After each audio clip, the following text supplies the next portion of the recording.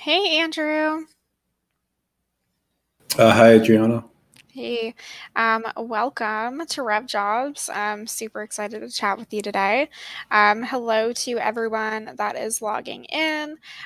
Super awesome that you're here with us today. Just so that way you guys know, a little bit about me. My name is Adriana. I'm the community manager here at RevGenius. And we have super cool free events like this multiple times a week. So if you're not already a member, check out revgenius.com. Andrew, would love to hear a little bit more about yourself. I know you're a fractional CMO, growth advisor for startups, demand gen expert, digital marketer, but would love to hear a little bit just about you. Sure. So I've been doing marketing for about 15 years. My last full-time role was a CMO at a Series B tech company that ended in December. And since then, I've been doing marketing consulting work and some fractional work where Mm, I'm sort of a part-time head of marketing for different startups. And nice. that's been fun. I'm learning a lot doing it. So. Definitely. That is awesome. Definitely. So we have a couple of really cool topics today. So really what I want to definitely make sure we cover, besides any questions from the audience, are your thoughts on switching industries, which is something that you've done a couple of times. Also, just your thoughts on how marketing has evolved, how to use your platforms to break through the noise in your job search, and just kind of like the state of marketing hiring as a whole right now, I think is another question that's just on a lot of people's minds.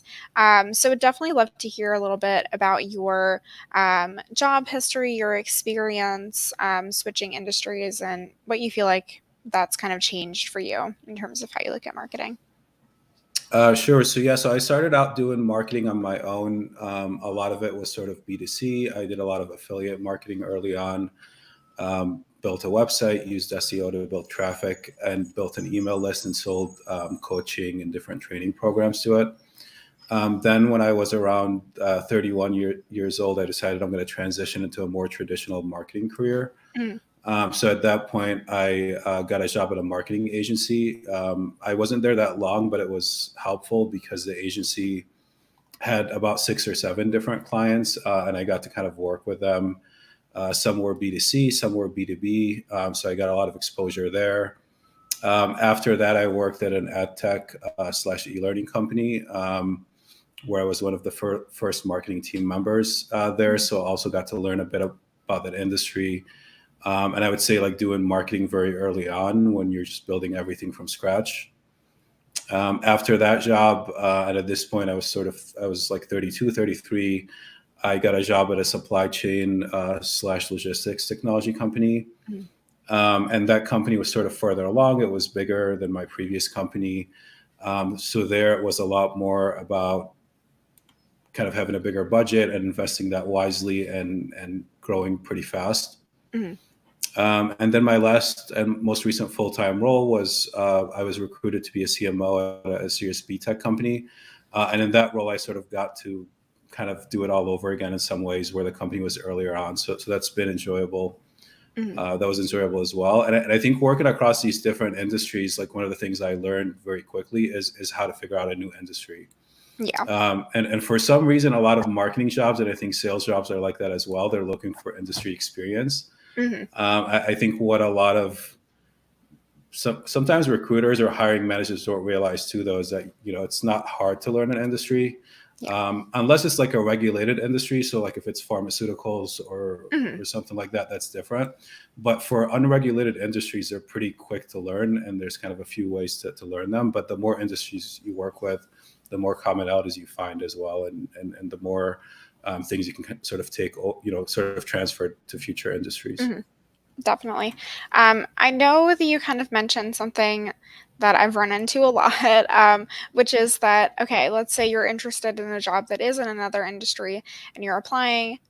People will say, you don't really have the experience that we're looking for, something like that. And I know that that really does discourage a lot of people. So, what are some things that, like, if you're job searching, that you can do to kind of get ahead of those concerns, like in the interview process? Sure. So there's a few ways to approach it. One is like you can try to work with recruiters or apply through the job site or whatever the system they have. But at Mhm. the same time, I would always try to guess who the hiring manager is. Sometimes it's listed. It'll say you'll report to so-and-so. Other times, just look at their LinkedIn. I always try to reach out to the hiring manager anyways, because when they're using a recruiter, recruiters just don't always sort of know exactly what the hiring manager wants. And then Yeah. and hiring managers will always make exceptions for candidates that come across as sort of on top of kind of things and seem very Mm. resourceful and smart. And I think that's very important at early and mid-stage startups, Yeah. because that's a lot of the challenges that you deal with. So I'd always do that. You can look into industries, and quick ways to figure out industries is by looking up like industry publications and seeing what topics they Mm. cover, Mhm. and just browsing their sites, and that'll quickly give you an idea. So like I did a lot of that when I started working in supply chain and logistics, because Mhm. that's like a very deep industry. Yeah. You can measure in that in college and stuff. So I had so that's a quick way to learn it, and just by knowing some of the hot topics or themes, that gives you an idea to kind of what's going on in the industry very quickly. So I think I think that helps. The other thing you can do too is just Mhm. connect with others who've been working in that industry for a while. So on the marketing side, if you find senior marketing people in that same industry, just reach out through LinkedIn. A lot of them are usually open to chatting for like 15 minutes, and you can Mhm. just pick their brains. And sometimes too, like they'll be then able to introduce you to like open opportunities or other hiring managers who might be looking. That's awesome. Okay, so I do want to get into a little bit of how to stand out in the interview process. So you kind of already mentioned like guess at who the hiring manager is to the best of your abilities. Make sure that you're kind of connecting with people on LinkedIn. But how does someone kind of get started? Being able to stand out online? Like, should you start posting on LinkedIn? Should you be commenting like crazy? Like, is one better than the other? Talk to us about your thoughts on this. Sure. So the best starting point is optimizing your own profile. So think of your profile as sort of like a landing page, and you're the product, so to speak. And it's the first thing a lot of people will look at, because when they search for your name or when Mm. even they get your resume, a lot of hiring managers like to just go through LinkedIn first, even before reading a resume, because LinkedIn, like they know the format, they can go to your experience section and quickly Yeah. read it. And there's a lot of things you can do on your profile. So starting with like kind of that banner at the top, like if you design a nice banner or whatever that either highlights your experience or what's unique about you, that helps. Your headline helps. And then just even your experience section, just keep it Mm. bullet points, focus on the impact you've made, and kind of keep it short and brief, and really target kind of hiring managers who are busy. So just keep it key points versus your resume where you can sort of go into more depth. So that's a good place to start, just optimizing your profile, because everything else Mm. you do will also like lead people back to your profile. Yeah, So, definitely. so, so that's a good place to start. After that, I think a good way to almost get like more engagement and more people Mm. seeing your profile is by following bigger accounts or bigger creators who Mm. cover your industry topics. So if you're looking for a demand Mm. generation type role, Yeah. if you search for demand gen on LinkedIn or the hashtag demand generation, you'll see a lot of kind of the big creators posts come up. So follow those creators. You can also hit their kind of bell icon and get alerts, and then just comment on their posts. Mm. Over time, you'll have people engaging with your comments. You'll get people sending you connection requests, but it's also a good way to get visibility. And then once you're comfortable enough to, you can start posting on LinkedIn. But I would say that's kind of the last step, and it's not necessarily needed, because it takes more effort. Because if you're just engaging and commenting and just sending connection requests to other people too, and things like that, you'll quickly build a kind of a bigger network on LinkedIn. Awesome. So as someone who has hired a lot of people for marketing roles, like what are the most important things that candidates can do during the interview process to kind of make your short list? Sure. So a lot of it is, I mean, obviously they should research the company and ideally to the person they're interviewing with beforehand. Especially if they're like in a senior position, they've likely done some kind of media or, Mm. or things like that. You just want to get a sense of their personality, just a lot of small things. It's not Yeah. different than doing like preparing for like a sales discovery call. It's kind of very similar. Like the other thing is you ideally want to just have some ideas that you can throw out there during the interview, because a lot of times for marketing positions, let's say you're interviewing for a growth marketing role, they'll be like, so what, they might just ask, what are some things you would do to, to drive growth for us, or ways you'd optimize our website or our ads or whatever. So you just want to have some ideas ready. Hmm. And I think the other thing to keep in mind too is that it's not just them interviewing you; it's also you interviewing them. So just be comfortable, almost like treating them as an equal, which a lot of like Hmm. senior people respect. So ask questions, kind of push back too if you need to. Just don't feel like you just have to go along with kind of their line of questioning, or sort Hmm. of their agenda for the entire time. For sure. Awesome. So I do kind of want to talk about what's going on with marketing hiring, because obviously, like, Sure. the tech industry has been a little bit crazy. The layoffs have been a little bit crazy, and at least like from what I've seen, it seems to kind of have affected sales the most up until now. But I also know a lot of salespeople, so I might be biased in that assumption. But I'm curious to kind of like hear about like what you've seen from people. Is marketing being affected by these layoffs? Is hiring really being affected like it is with sales or recruiting? Talk to us about that. Yeah, marketing is definitely being affected, and I think what happens too is like marketing jobs a lot of the times get cut like first or sooner, Mhm.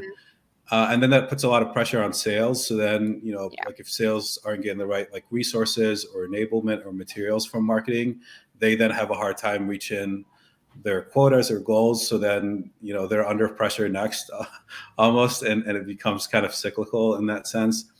Um, I think if you have a marketing job at a bigger company, you're more at risk just because they have a lot more employees and their Yeah. cuts are generally deeper. Whereas I think smaller companies, they are making cuts, but not as much.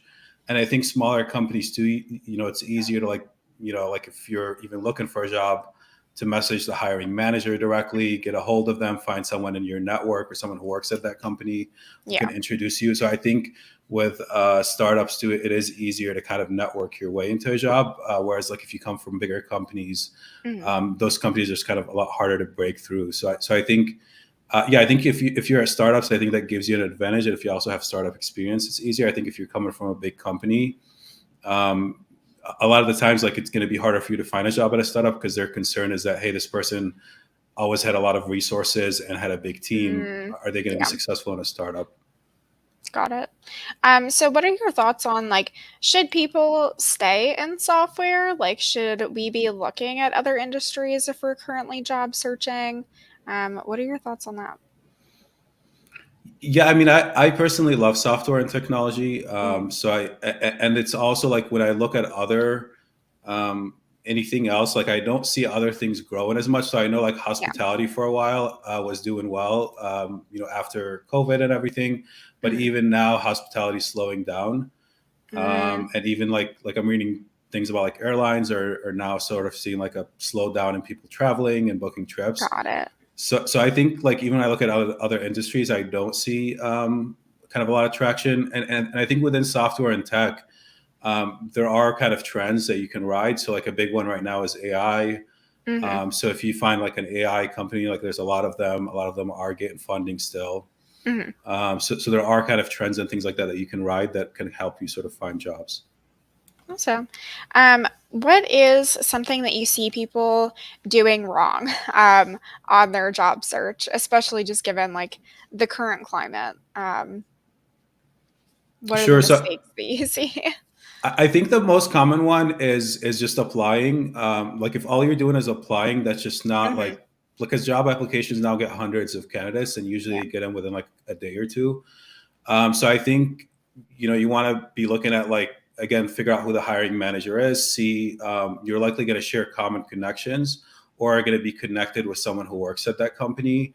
And if you just start like kind of messaging those people or trying to connect with them, a lot of times you can just kind of like I mentioned, network your way Mhm. into sort of get in front of the hiring manager. The other thing you should be doing too is really relying on like senior people in your network to help you find job opportunities. So if you're looking Mm, for a content marketing role, just go through your LinkedIn connections, connect with like directors, VPs, or C-level people you've worked with in the past, kind of ask how they're doing, and then just let them know, hey, I'm looking for this type of role. So if you come across mhm. anything, I'd appreciate you like keeping me in mind or pinging me. Because if you can get a referral from someone else who's like also kind of senior in marketing, you're just going to kind of cut through the line basically. Yeah. And it works a lot better. Awesome. So you have a post actually that I kind of want to talk about, which is in the post, you say, like, I've interviewed hundreds of candidates for marketing jobs. Here's one thing great candidates have in common. At some point in their career, they built and promoted their own online store, service business, personal brand. Great candidates have pursued one of these. Exceptional candidates have pursued two or three. Really curious about this, especially because we hear from a lot of people that, like, I have this side business or I'm trying to grow my personal brand. Like, I'm so worried about that affecting my job search. So tell us about like your experience with this and how it translates to hiring. Sure. So and I understand why people are concerned sometimes, but also like there is a cost to like not having done any of those things or not doing Hmm. them, especially building a personal brand, right? So on the one Yeah. hand, when you build a personal brand, it's almost like you now get a megaphone and you get to like share your ideas over time. You get people engaging with your ideas, and now you have like a small audience. I like to even think of it as a micro community where you can support each other. Hmm. um, so that in itself will generate some opportunities for you. So I've had sort of recruiters reach out to me directly with positions that are not even public yet, saying, hey, like, I like reading your Mm, posts, yeah. and we're thinking about hiring a head of marketing, and I thought I'd just reach out because we don't even have a job description up yet. Hmm. So like something like building a personal brand will generate its own opportunities. It's also great if you ever want to do client type work or contract type work later on, Hmm. because you'll have people who trust you and know you. On the other hand, maybe sometimes you'll post on somewhat controversial topics, and a few people just will disagree or not like your point of view. Yeah. They might even try to argue with you in the comments, which is always fun. And again, maybe you turn off those people, but if you think about it, those are people you likely would not have gotten along with in a job Yeah. uh, situation anyways, because if they disagree with you and they're feel strongly about certain things, you probably wouldn't have like wanted to work with them in the first place. Yeah. That's kind of how I think about it. There's kind of always kind of a pros, and then there is a cost to not doing it. The same as like try to build like an online store or Hmm. other things. What it allows you to do too is like is just have additional experience that you can talk about in interviews. That sometimes you just can't get that experience from previous jobs. So like an Yeah. online store allows you to do like a lot of B2C things, and if you're interviewing for a B2C job, you can use that as Mm, experience if you just have like a B2B background as mhm. far as full-time jobs. That's awesome. So I do want to talk a little bit about finding companies that are going to work well for you, or just kind of screening like hiring managers and companies during the interview process. Can you talk to us a little bit about like what candidates can do to make sure that they don't end up somewhere where they don't really like agree with how marketing is being handled, or maybe just like the team is a little bit toxic. The work situations we all want to avoid. Sure. Yeah, no, and I've had a mix of managers. It's kind of funny because Mm, once you have like an awesome manager, it's very hard to go back to working yeah, for like an average manager, because you realize like spoiled forever. what you're missing out on. Mm, So yeah, there's a few things I do think that like checking websites like Glassdoor and stuff yeah. is helpful. And on Glassdoor too, like I wouldn't care if there's like one or two negative reviews. It's more like when you see a pattern that, hey, over like the last 2 to 3 years, this company keeps getting negative reviews. That's usually not a good sign. I like to actually reach out sometimes like through LinkedIn to people who used to work at that company mm, in that department who are no longer there, yeah. and just kind of just message them and try to chat with a few of them if possible. And then the hiring manager themselves, I really like, I look at their LinkedIn and I'm trying to see if they had a like sort of a record of success from Mm-hmm. previous companies, right? So like, Mm-hmm. I'll look up companies they, used to work at and try to figure out like how much that company grew in that period. Did they, grow revenue? Um, was that company successful? Because if I see that, likely I know, it's someone I'll be able to learn from, Yeah. and help me develop my own career. If I don't see that, then it might be someone who just hasn't been successful, and that's also sort of questionable. And then when you're interviewing with them too, Mm-hmm. I think just like if you just pay attention to how they come across or even how they run the interview, like if it's an interrogation style interview, that's likely someone you probably would even want to have one-on-ones with, Yeah. or just work with altogether. Whereas like if it's a lot more, if at the end of the interview you just have a good feeling about them, like, hey, this was nice, and you feel like energized, that's likely someone you'd want to work with. So kind of those are kind of things I keep in mind. Mm-hmm. For sure. That definitely makes a lot of sense. From a hiring manager perspective, like what do the best interviewers do in terms of like how they speak about their experience, what they can do within the interview to really like stand out from other candidates? Sure. So I think when they speak about their experience, they tend to use like more examples, and also like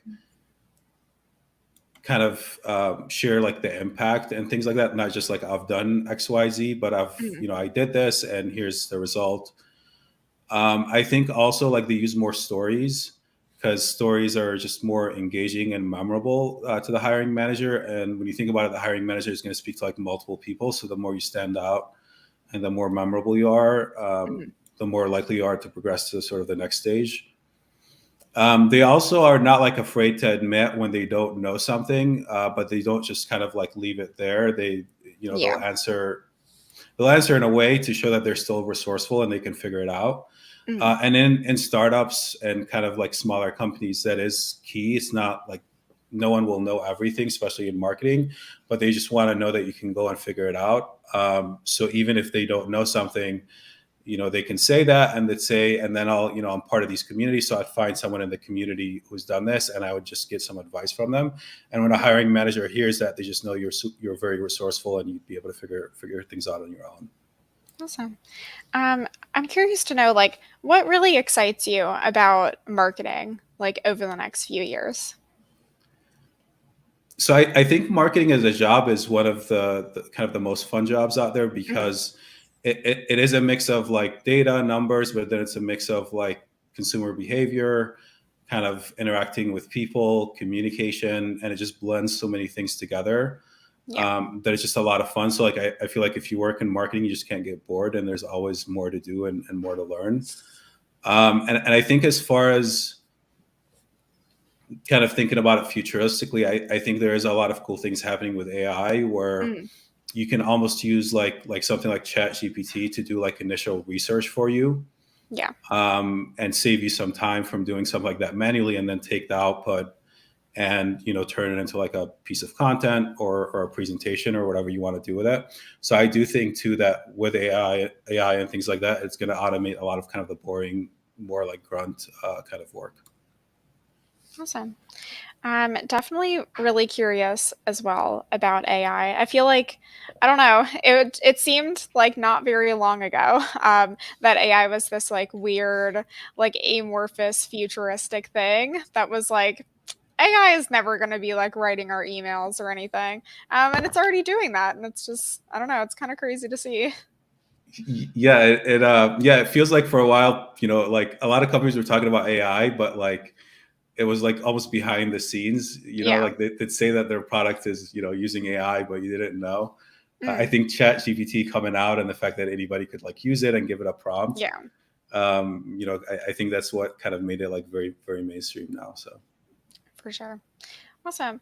Well, if someone is interested in moving into marketing from another department, especially like sales or even customer success, like especially one of those roles that are very customer facing, like what things can they do to kind of prove that more technical side? Should they be taking classes? Like, is there a certification people should be pursuing? Tell us about that. Sure. So I think if they're coming from customer success, they're going to have like an advantage if they pursue something like Mm, customer marketing, especially at their current company, because to do customer marketing, you have to really know the customers and you have to have a good relationship with the mhm. customer success team. So that's actually something to a lot of even marketing leaders do is when they're looking for a customer success person, they'll see if there's, sorry, customer marketing person, will see if there's Mhm. anybody in customer success who might be interested. So that's a Oh. good, yeah, that's a good path. And then I think if you're coming from sales, another good path is going down like demand gen route. So especially if you're like a Mhm. BDR, SDR, you're likely going to be pretty good at demand gen because you also Yeah. understand kind of like how to then take the leads and sort of convert them. So I think that's a pretty good path to take. And then as far as courses, you can do like there are like I like there are like a lot of things on like Udemy and sites like that that are good. There's a ton of courses out there, but I think a lot of it too is just being part of communities where you're surrounded with people who do it, Mhm. because you'll pick like small things or almost like micro lessons when they share about a specific topic, and then just kind of following or connecting with those people on LinkedIn. So I know like so for like demand generation, like Chris Walker is kind of one of the most popular Mhm. people on LinkedIn who talks about it. So even just following Chris Walker and reading his posts, within like a month or two, you'll learn a lot more about demand gen, pretty quickly. Yeah. Awesome. Well, I would love to learn just a little bit more about you, Andrew. Who are you? What do you do for fun? Um, Tell us about that. Sure. So when I have free time, I love like attending live comedy shows, and I live in Chicago, which is a great city for that. So I like um, stand up comedy. I like improv comedy, which I took some classes in at some point just for fun. And I also like sketch comedy, so I like going to comedy shows. And I'm also like a big fan of just like food and trying different types of food, which Mhm. again, Chicago is a great city for. Awesome. Well, if anyone wants to reach out with questions or anything like that, can they get in touch with you like on LinkedIn? Um, where should they reach out? Yeah, I think LinkedIn is the best place. They can, send me a connection request, and also anybody on LinkedIn can DM me directly. So if they need anything, they're welcome to also DM me. Awesome. Well, thank you so, so, so much for being here today, Andrew. Super appreciate it. Super awesome getting to chat with you about the marketing job search. Thank you for having me on, Adriana. This was a fun conversation. Thanks, Andrew.